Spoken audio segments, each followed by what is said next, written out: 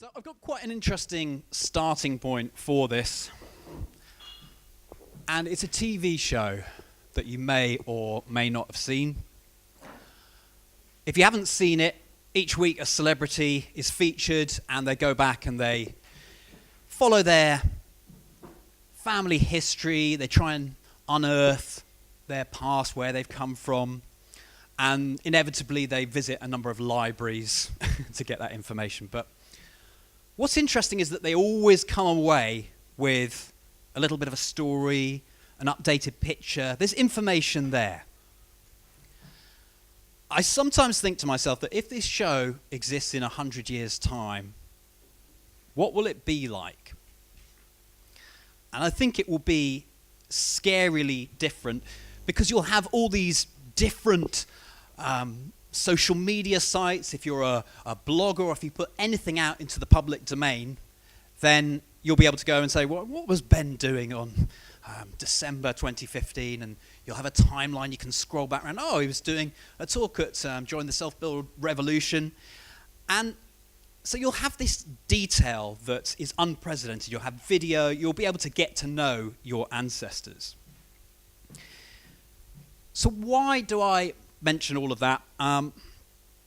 It's mainly because I think our ancestors are not going to be very happy with us. And in some cases, they may even hate us. At the moment, we've got all sorts of issues. This is a slide that I think is really interesting. Lloyd Alter from Tree Hugger went on a trip to China. Now, if you can see those blocks, they're about 32 stories high. This is just a new development. It's not even as if it's one small area. This is what is happening on a huge scale. It's happening in the UK as well. We're having new houses, we've got more people, but it's something that no one really wants to address. It's a difficult situation, population, and you start to try and think, well, let's talk about this, and you go into all sorts of different cul-de-sacs and dead ends. But I do think this is a big issue. We know for every person that's around, we have a load of waste that will be associated with them, factory farming, all of these things. I have a friend who works in waste in Hertford. She's actually in marketing. And she said that they dug a test pit at one of their sites that had been there for 40 or 50 years, the landfill, just to see what is happening down there. And they discovered that actually nothing had changed. It was still just all of the rubbish that had been there. There's no decay, or very, very small amounts. And yet this goes on day by day. We keep adding to that. And I would argue that the system is going to crack at some point, whether it's pollution, whether it's extinction of different species. What we're doing and the way we're living right now, it doesn't work. And I put climate change up there because none of what I mentioned before has anything to do with climate change, other than it's sort of ramping, it's building up to this. So this is all the major change that could happen. So our ancestors are just thinking, what are they doing? What were they doing? And they'll be able to read in huge detail, oh, I was down the pub the other night, or little Johnny's at his 4th birthday. And it will be a number of trivial elements. I hope over time more and more people will try and spend more time in just making even a small impact. But I feel at the moment that not many people are. And probably talking to a crowd like you, you're all very passionate and you all have lots of interests, and you are people that will make a difference. But we need more and more people like that. And so in my own way, I set out on an adventure. I find housing very interesting. I think there's a lot of wastage that goes on. So I set up this website, House Planning Help, to go and interview self-builders, people with experience of building great homes, energy-efficient homes, homes with lots of community, perhaps in co-housing, and also experts in green building, people on the vanguard. I chose housing because I have a love of building, but it's because there's also a lot of issues that are going on. So this is a slide from a friend of mine out in America. She's an architect. And as you can see, it's mansion syndrome. That White House, there were a number of those houses on this street once upon a time, and now they're dwarfed. You may think in the UK, well, that just doesn't happen here, but look in central London, it may not be above, but it's these crazy people who are using a huge amount of energy to dig under and have their underground caves, mansions. So this happens. There are other issues, obviously. We build a lot of houses very poorly because they're a product in volume-built houses. And even little things like this. People have a choice of where they're going to spend money. Let's pour it into the kitchen, into that lovely granite worktop.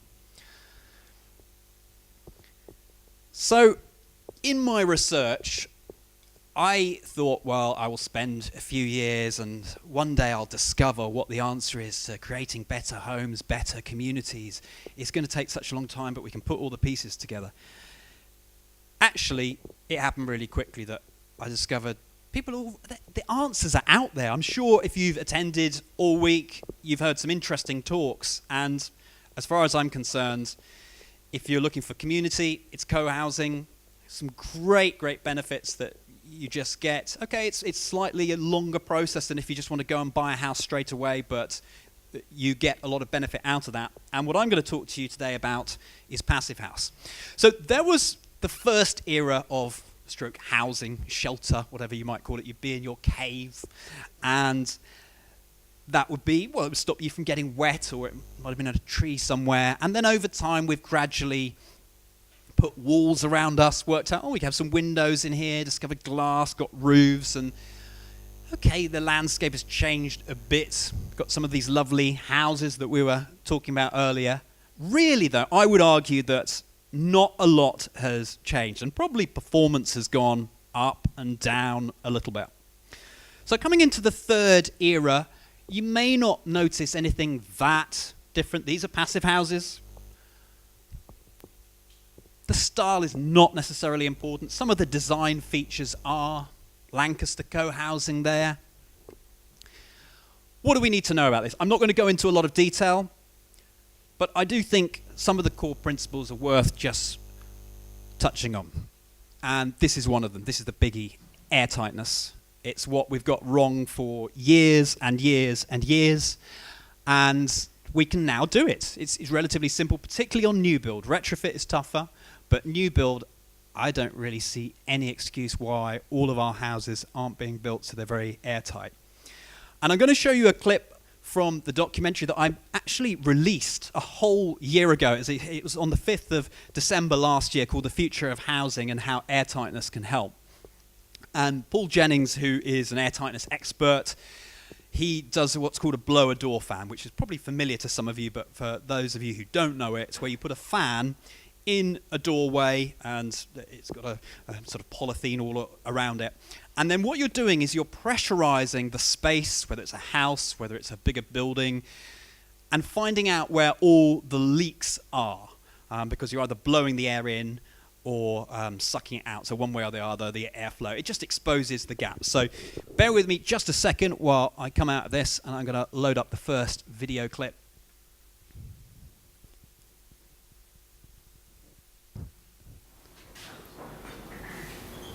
Put your hand down there. Oh my God, there's a gale coming in there. I've got this cold air coming in from the back of the door. I've even got this crack between the plaster on the wall and the door frame itself. That's leaking too, and that'll be because of the house drying out since it's been built. Paul's got an ingenious way of illustrating the issue. So we have an experiment right here. And if you lift it up, right, so we've got them all on there. Absolutely fascinating to feel the air pouring through holes in the construction, and to see you holding those pieces from the hole puncher. It really explains why we've been struggling with the house. Paul's results confirm why it's been so difficult for Julia to heat this house. We carried out the test here today, so what have we learned?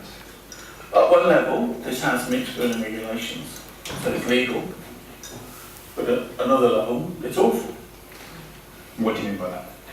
Well, the result, the number, is an air permeability of 9.1. So that essentially means if you have 20 mile an hour wind, after about 6.5 minutes, your hot air is gone. As the owner here says, they can't afford to heat it. What I didn't mention there is that that was a relatively new volume-built house.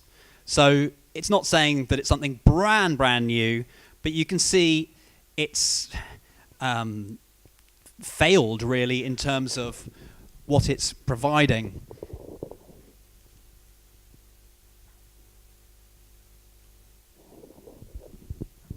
So there we go. Now, airtightness is one aspect. Insulation is the other. There are different ways that you can do this. This is in a cavity wall construction. I think what's worth noting here is the amount of insulation.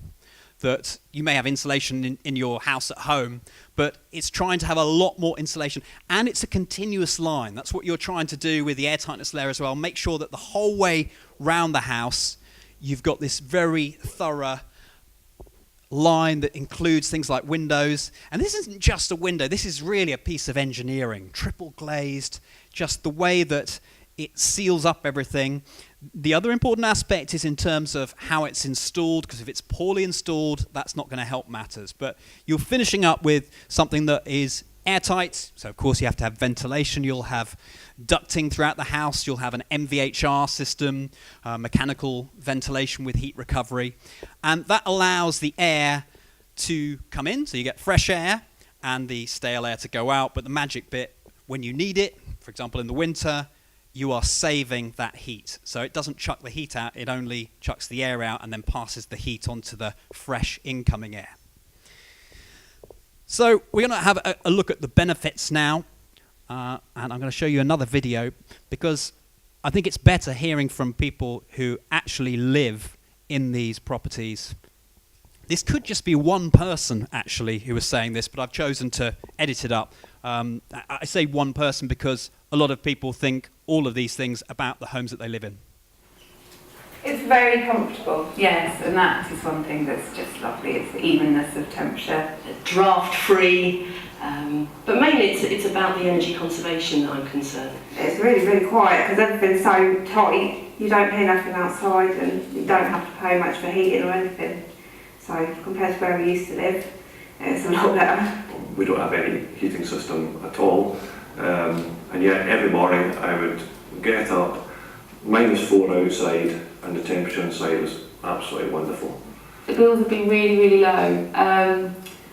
I think one of them was like £7 for something like a couple of months. It feels more fresh. It's not as muggy, like especially in the summer, because you've got a constant airflow through the house, so you can definitely feel the difference. I just can't praise it enough. So much different to our old house. Never go back to the old, original old sort of houses. Some of these people are self-builders, others are in social housing, but they're all pretty keen on their houses. Let's come back here. What's the downside then? I've given you lots of benefits. You've got comfort, you've got the energy savings, you've got all sorts of air quality and quiet inside these houses.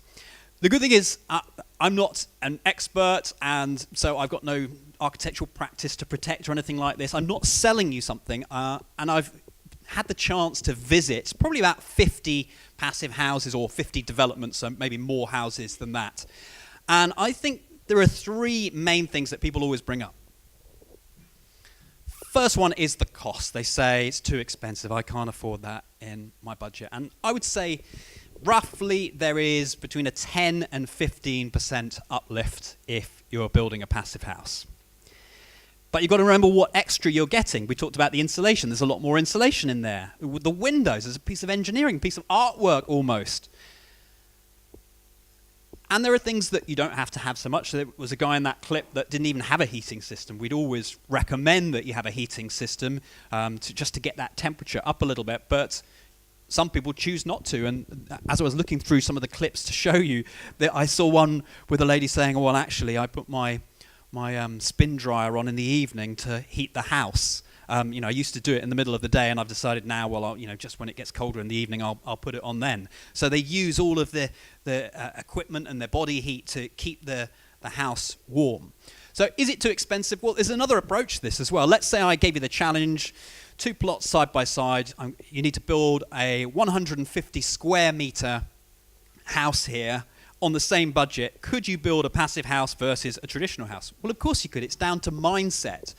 And that mindset is often, what are the important parts? What makes it a passive house? We've talked about them. It's getting that installation. It's the design. It's all of those elements that bridge that performance gap, because you're getting something at the end that on paper is what it's what you designed, whereas most construction actually doesn't work like that. It's completely different, that when it's built the performance is never checked, and rarely, if you did check it, would it match that. So too expensive, I think, is a little bit of a myth, that you can work to the same budget.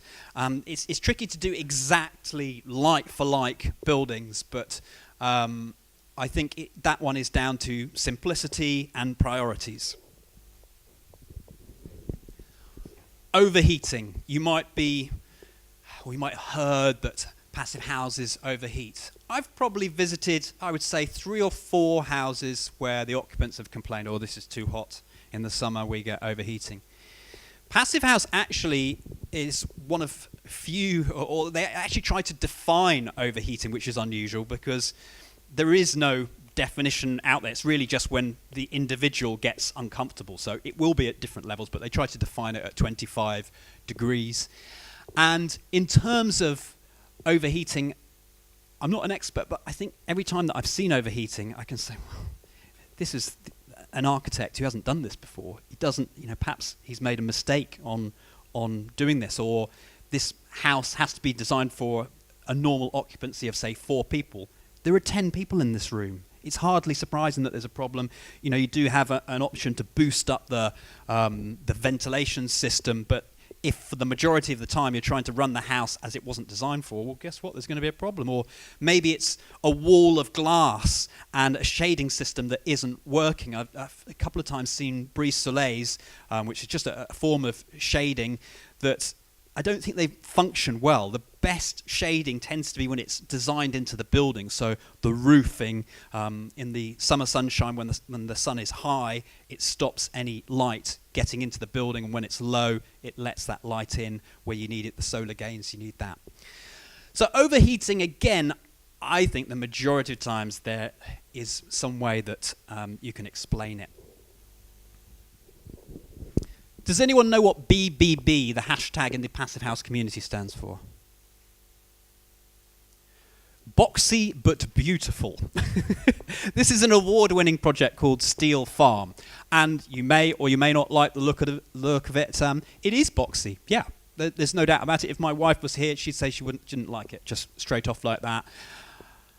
Some of it, I wonder whether is just us getting used to something different. This is the reason that this is built like this, and a lot of passive houses look very cubey, is because that's actually a very good, what they call form factor, which in terms of energy efficiency, that's going to be the most. If you could build a sphere, that would be the best, but the next best would be a cube. It's to do with the volume versus the surface area. So if you had something that's long and thin, that wouldn't make any sense at all, or with lots of, if you tried to create a star, all of those things would be very difficult. But this is early days of Passive House, and I think that is why we're getting a lot of aesthetics that perhaps aren't that spectacular. And that's actually where I'd like to finish up today.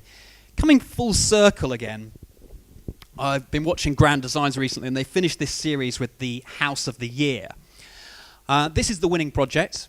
And they had a number of intriguing projects there. I think that this bit here is actually where a river flows through, and as you can see, it's an interesting shape. But I just wonder, is this the architecture we should be celebrating in this era? To me, just something doesn't feel right. 200 years ago, yeah, perhaps you could celebrate something like that. I think we've got bigger issues ahead of us. So finally, I'd like to say that your project matters, and the choices that you make, they're important too. Don't get too tied up. I'm sure the fact that you're here and you're listening to different speakers and taking in their information is very, very good. So you've got to do whatever amount of research you can and then just execute on that. But sadly, I would say for the majority of new housing that the standards are very, very low and no one even tries to push the boundaries. So good luck with your project and thank you very much.